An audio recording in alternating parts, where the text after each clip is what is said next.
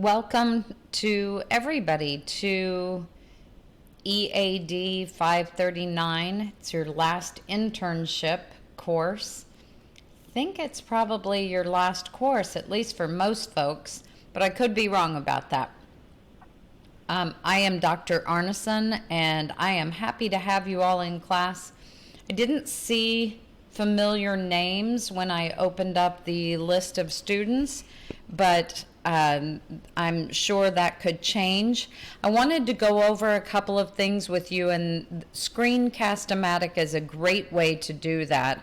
I would encourage you to use it with your staff as well. Couple of things. If you will go to the syllabus, that's where I am right now. And so for each topic or each week, when I maximize that, it will show me the assignments that are due, which includes class introductions the first week. And you only have one discussion question topic each week, as many of you all remember from your 519 and 529 courses. But you typically have two assignments. This first one is planning out your internship, which you've done before. And then also every week you'll have a reflection.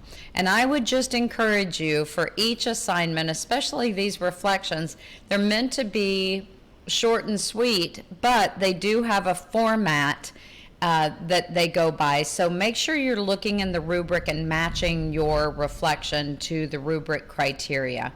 I go by the rubric criteria, which is what I hope that all good teachers do.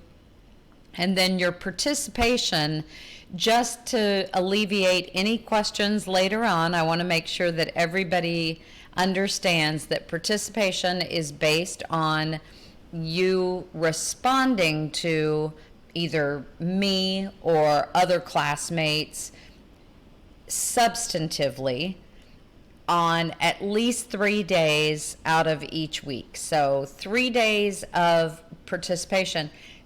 Those responses do not include those initial DQs. Those get graded of their own volition. They get 5 points for each DQ that you do. So participation, the 20 points, is based on your responses, substantive responses. What are substantive responses? They might be agreeing or disagreeing respectfully. I love to see a respectful disagreement, but I know some people are leery of doing that. I love it when I see it, but back it up with something, either personal experience or something from our text, or maybe even a follow-up question for the student that you're responding to. And maybe if you ask a question, maybe kind of generate a few ideas of your own. So that's the syllabus. You can certainly ask me for help. What I wanted to do mostly is share with you how I grade. And let me go back to, I can't show you an assignment that is in our class because you haven't turned in anything yet. So I'm showing you what I do from a course that I recently taught. I go through and I grade on the rubric just like we're supposed to do and just like you want to see. But I also always say this line down here. Please read all the comments I've written on your paper, and remember that you have to download this attachment. You notice you submit a paper up here. You submit that paper to me. I download it, and then I will go through and write comments out to the side as a Word document, and then I will upload it again with my comments. So what you have to do is you have to go into that file, click on it, and open it up, and then download it to your computer. If you do not download it to your computer, then you will not be able to see the comments that I have written. And several students this past semester took them couple of weeks before they realized, wait a minute, she keeps talking about these comments that she's written, but I haven't seen them yet. So please don't wait a couple of weeks without wondering wondering, where are those comments that Dr. Arneson wrote on my paper? I always try to give you specific feedback so that you can have it for the next week.